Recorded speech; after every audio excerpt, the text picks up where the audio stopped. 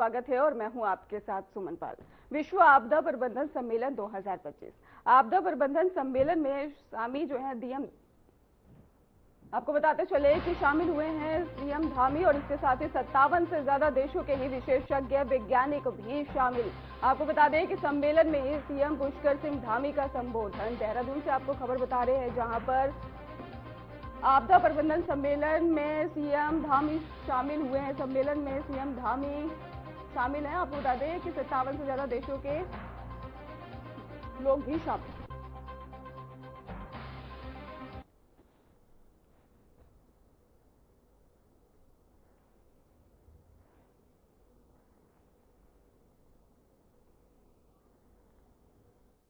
मुख्य सेवक के रूप में आप सबका हृदय से स्वागत करता हूं, आप सबका अभिनंदन करता हूं।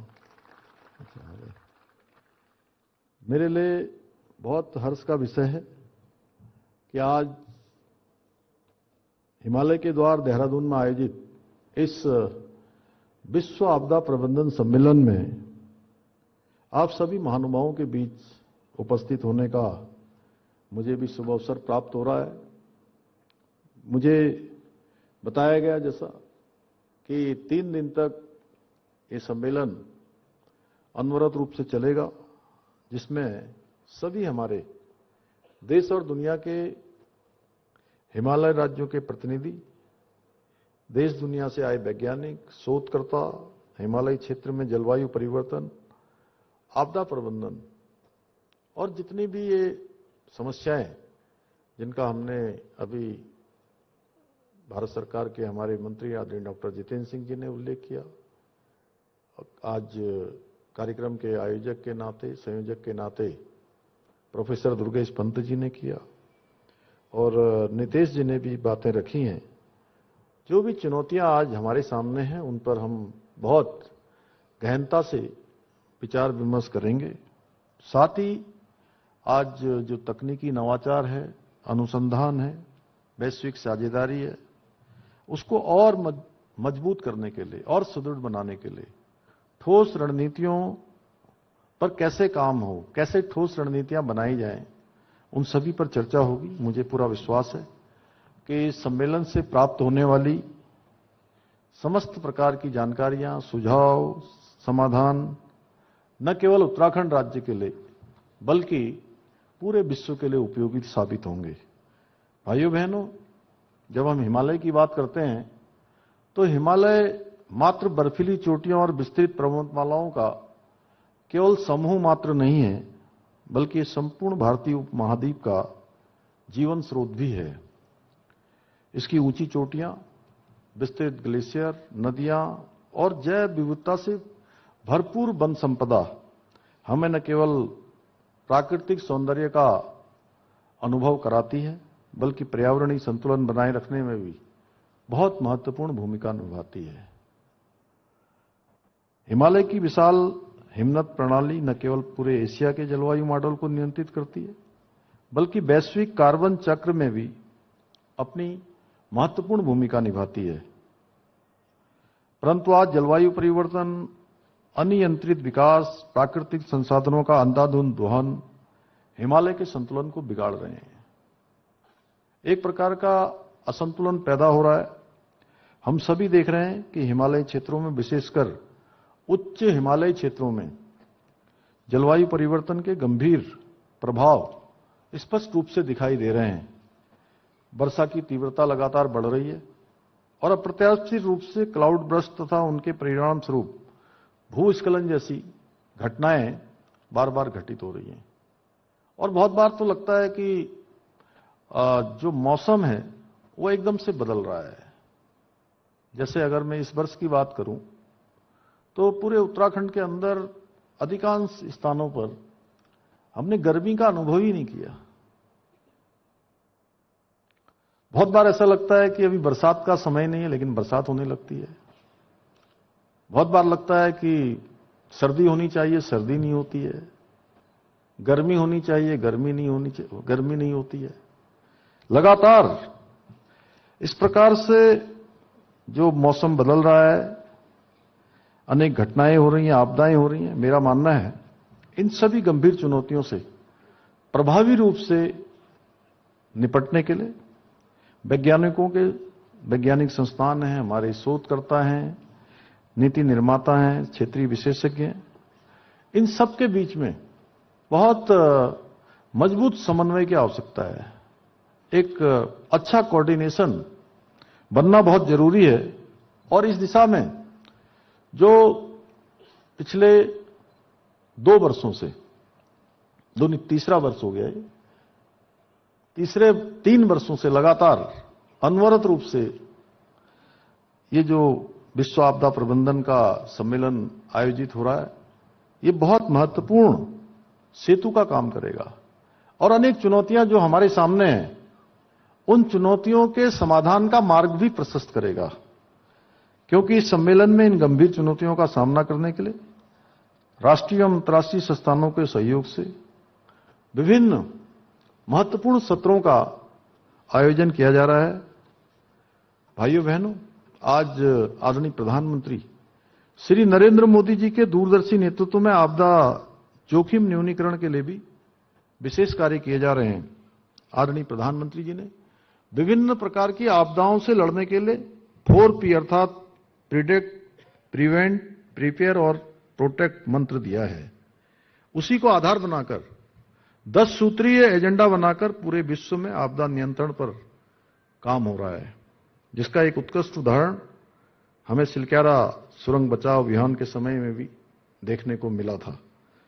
और आज का ही वो दिन है कि सफल सिलक्यारा अभियान के आज 2 वर्ष पूरे हो रहे हैं और इस अभियान ने आपदा प्रबंधन के क्षेत्र में एक नया अध्याय लिखा था। आपदा के क्षेत्र में काम करने वाले हमारे वैज्ञानिकों के लिए, शोधकर्ताओं के लिए, विशेषज्ञों के लिए भी एक बहुत महत्वपूर्ण सिलक्यारा अभियान उनके शोध के लिए भी है, आगे के बचाव कार्यों के लिए भी है।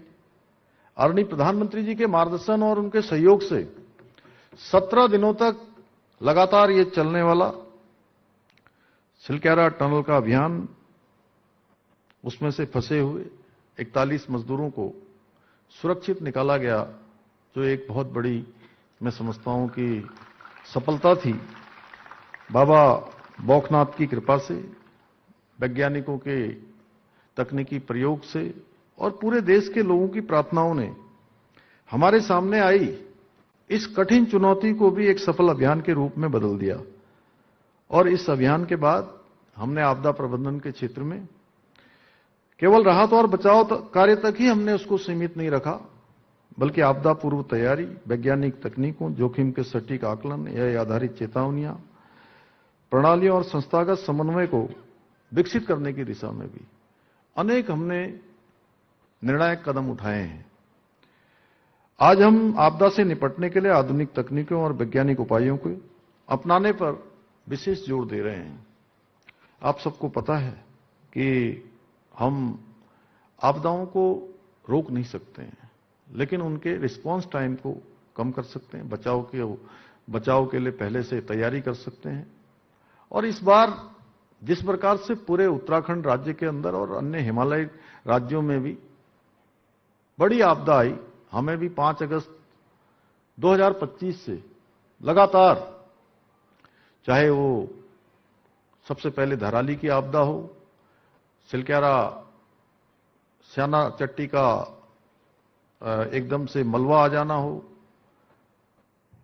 जनपद चमोली के थराली, चेपड़ो, कुंत्री, धुरमा, ऐसे स्थानों पर, रुद्रप्रयाग जनपद के छेनागाड़ समेत अनेक स्थानों पर, 10-15 स्थानों पर, या पौड़ी जनपद का पीटसेन का क्षेत्र हो, सैंजी गांव हो, या देहरादून में मसूरी हो, मालदेवता वाला क्षेत्र हो, हमारा टपकेश्वर महादेव मंदिर के आसपास का क्षेत्र हो, या सीमांत क्षेत्र पिंडारी ग्लेशियर के नजदीक का पौसारी गांव हो, ये सभी गांव, और मैं समझता हूं कि उत्तराखंड का कोई भी स्थान इस बार आपदा से अछूता नहीं रहा है।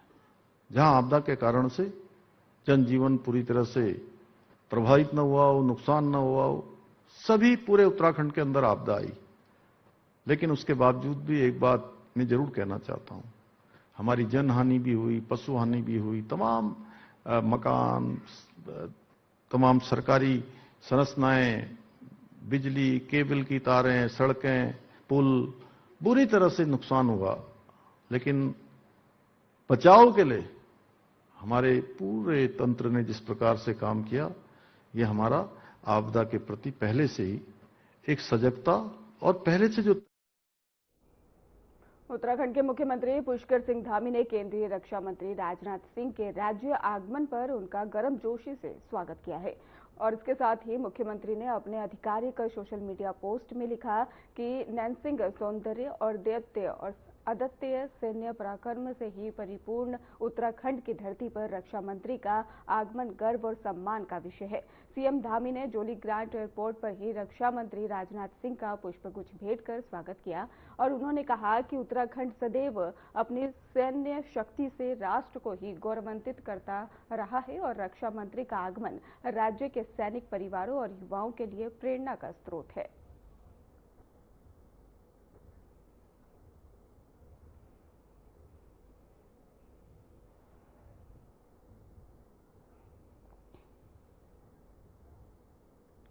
उत्तराखंड के मुख्यमंत्री पुष्कर सिंह धामी हरिद्वार पहुंचे, जहां उन्होंने डाम कोठी में ही सभी 13 अखाड़ों के साधु संतों के साथ महत्वपूर्ण बैठक की है। इस बैठक में ही 2027 अर्धकुंभ और कुंभ हरिद्वार के आयोजन से जुड़े कई बिंदुओं पर विस्तृत चर्चा हुई है। बैठक में गढ़वाल कमिश्नर विनय शंकर पांडे, आईजी गढ़वाल राजीव स्वरूप सहित कई वरिष्ठ अधिकारी मौजूद रहे और मुख्यमंत्री धामी ने आगामी कुंभ के लिए प्रमुख स्नान पर्वों की तिथियां घोषित करते हुए कहा कि कुंभ के वास्तविक आयोजक हमारे पूज्य संत हैं। हम सरकार, प्रशासन और जनप्रतिनिधि सिर्फ सहयोगी की भूमिका में हैं।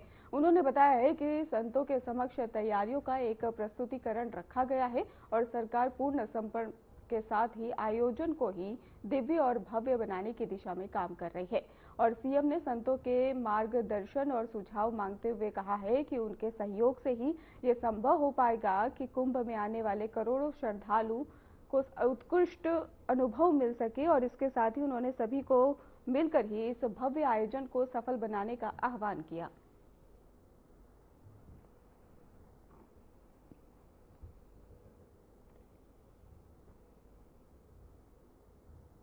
मेले के लिए आगामी तैयारियां की जानी हैं, उन तैयारियों के बारे में हम सबका मार्गदर्शन भी किया है और आप सबके आशीर्वाद से ही ये और आपके मार्गदर्शन से ही ये हमारा मेला संपन्न होना है। और सच में जैसा आपने कहा, उत्तर प्रदेश में 2018-19 में जिस प्रकार से वहां पर एक भव्य कुंभ मेला आयोजित किया गया था, अब मेरा भी ये था कि इस बार मैं प्रयागराज में गया था और वहां मैंने 2 दिन तक प्रयागराज में मुझे भी प्रवास का, स्नान का, आप सभी संतगणों का सानिध्य का सौभाग्य प्राप्त हुआ था।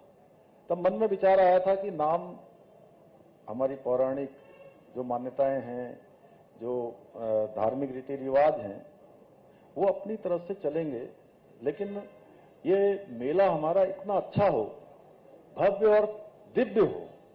और ये इसलिए भी मेरे मन में विचार आया कि 2021 का जो हमारा आयोजन था, आयोजन की बहुत अच्छी तैयारियां थी, सभी व्यवस्थाएं थी, आप सब लोगों का भी बड़ा उसमें सभी का सहयोग था, सभी का आशीर्वाद था। लेकिन उस समय में कोरोना महामारी आ गई थी और उस महामारी के कारण बहुत सारे जो श्रद्धालु थे, देश भर से आना चाहते थे, उस समय में यहां नहीं पहुंच पाए थे। इस कारण से मन में विचार आया कि क्यों ना इस बार हम, चूंकि यहां पर एक भव्य और दिव्य आयोजन करें जो सभी के लिए एक यादगार बने और हम सब भी पुण्य के भागी बने। और कुंभ से जुड़े हुए सभी निर्णयों में जो संतगणों की हमारी परंपराएं हैं, आवश्यकताएं हैं, सुविधाएं हैं, उनको हमने सर्वोच्च प्राथमिकता देनी है, क्योंकि जो सनातन का संदेश है वो पूरे विश्व में मां गंगा के इस तट से जाए। ये हमारी प्राथमिकता, सर्वोच्च प्राथमिकता नहीं, सर्वोच्च प्राथमिकता है। और आदरणीय प्रधानमंत्री जी ने उत्तराखंड को विश्व की आध्यात्मिक राजधानी बनाने का जो आह्वान किया है, उसमें हमारे पूज्य संतगणों का और ये आने वाला हमारा कुंभ मेला, उसमें एक बहुत महत्वपूर्ण निर्णायक साबित होगा।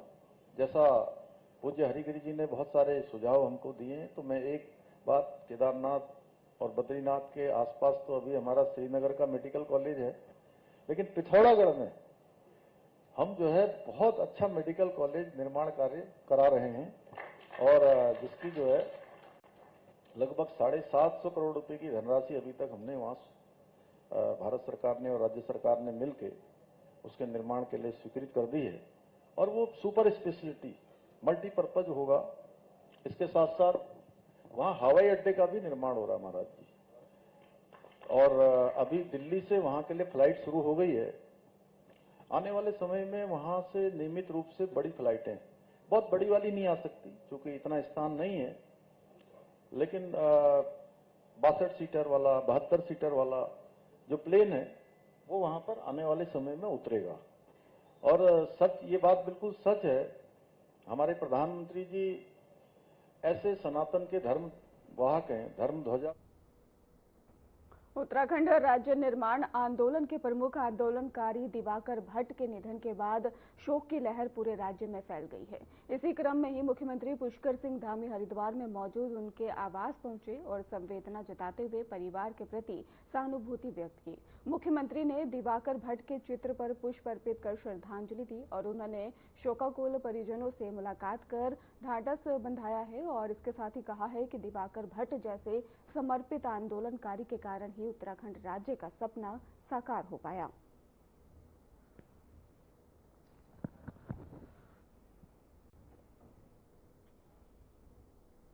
रुड़की के मंगलौर पश्चिमी बहुउद्देशीय किसान सेवा सहकारी समिति में हवन पूजा के साथ ही नवनिर्वाचित चेयरमैन अंजू चौधरी के औपचारिक रूप से ही अपना पदभार संभाल लिया है। आपको बता दें कि पद ग्रहण कार्यक्रम में ही सभी निर्वाचित सदस्य, क्षेत्र के सम्मानित लोग और इसके साथ ही एडीओ नारसन समिति के ही मुकर्रम अली मौजूद रहे।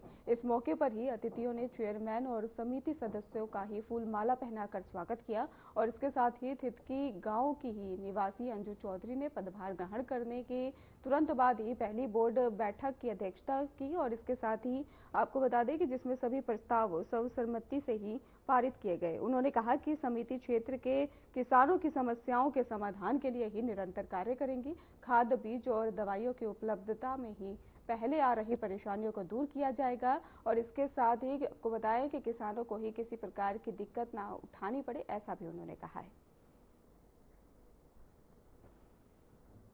और आगे की रणनीति हमारी ये है, जो भी किसान की समस्या होगी वो समय पर पूरा की जाएगी।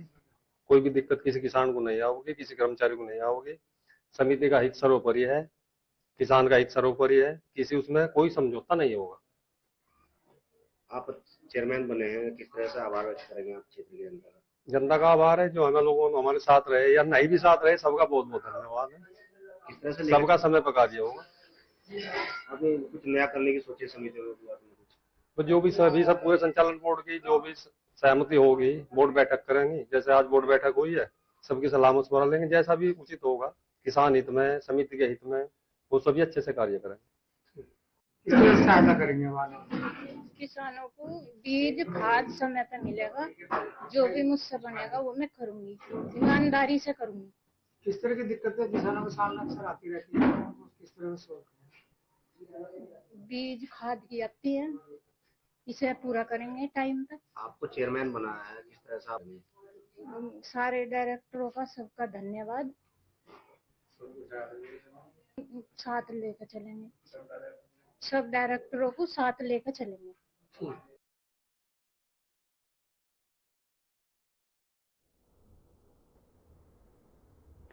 रुड़की के भगवानपुर में भारतीय किसान यूनियन के ही कार्यकर्ताओं ने किसानों की समस्याओं को लेकर एसडीएम भगवानपुर देवेंद्र सिंह नेगी को 17 सूत्रीय मांगों वाला ज्ञापन सौंपा। सुबह बड़ी संख्या में कार्यकर्ता एसडीएम कार्यालय पहुंचे और गन्ना मूल्य बढ़ाने सहित ही कई महत्वपूर्ण मुद्दों पर अपनी परेशानियों से परेशानों को अवगत कराया है।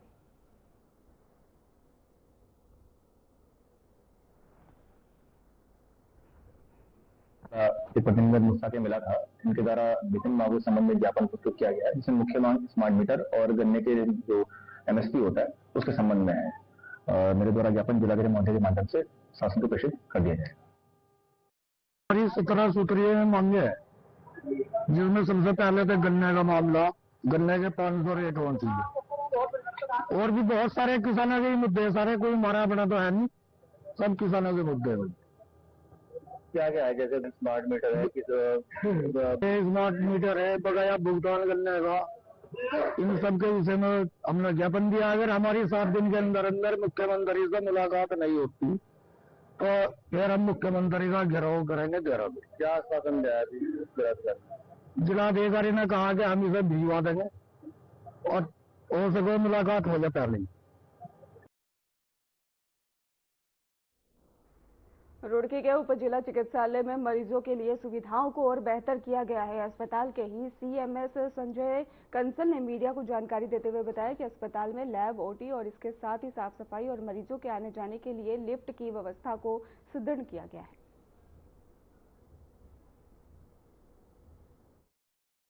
होगा रुड़की के अंदर ये मशीन उपलब्ध होगी और बिल्कुल प्योर ब्लड आरबीसी पैक्ड हमारा वो यहाँ पर उपलब्ध हो जाएगा। अगर आप कहीं भी आप जाएंगे किसी भी सरकारी अस्पताल के हिसाब से या प्राइवेट के हिसाब से भी, हमने 3 बार कायाकल्प अवार्ड जीता है, लक्ष्य सर्टिफाइड है, एनक्वास सर्टिफाइड है और हमारे यहाँ सफाई व्यवस्था की पूर्ण व्यवस्था पूरी तरीके से यहाँ पर चाक चौबंद है। लिफ्ट चल रही है हमारी, लिफ्ट तो हमारे कभी जब से कोविड हुआ था, कोविड के अंदर भी हम लोगों को सीएसआर फंड से काफी बजट मतलब काम हुए हैं और ये जो लिफ्ट है हमारी वो भी हम लोगों ने सीएसआर फंड से ही स्टेट बैंक ने लगा के दी थी हमको। और नीचे जनरेटर हो, बिजली की हमारी 24 आवर इंटू 7 पूरी व्यवस्था है। सब जनरेटर हमारे ऑटोमेटिक हैं, जैसी लाइट जाती है 2 मिनट के अंदर हमारा जनरेटर ऑन हो जाते हैं। मौसम का भी थोड़ा बदलाव जो हुआ था, इसके अंदर थोड़े से खांसी जुकाम के मरीज काफी मात्रा संख्या में आए थे, परंतु पिछले हफ्ते 10 दिन से जैसे ठंड मौसम का बदलाव अब हो रहा है उससे मरीजों की संख्या थोड़ी सी अब कम हो गई है। अभी हमारे पास एक सीटी स्कैन की मशीन जो हमारे पास 2022 में हमारी खराब हो गई थी, उसके ऊपर हम लोगों ने महानिदेशालय को पत्र लिखा है और अभी 15 दिन पहले वहां से पत्र आया है हमारे पास में कि वो मशीन खरीदने के लिए तैयार हैं और उसकी संबंध में कमेटी बना दी गई है। तो थोड़ी सी एक सुविधा मैं मानता हूँ कि वो नहीं है और इमरजेंसी का भी सुदृढ़ीकरण हमारा किया जाना बहुत आवश्यक है, क्योंकि जब बड़ी संख्या में पेशेंट घायल होकर कोई टेम्पो पलट जाता है, 7-8 जने आ जाते हैं, मरीज आ जाते हैं, तो हमारे पास 2 या 3 लोगों की ही एक टाइम में एग्जामिनेशन की सुविधा यहाँ पर उपलब्ध। देहरादून के आईएसबीटी में संस्कृत लोक कॉलोनी के पास 2 पक्षों के बीच में जमीन को लेकर विवाद अचानक हो गया और देखते ही देखते दोनों ओर से लाठी डंडों का इस्तेमाल शुरू हो गया।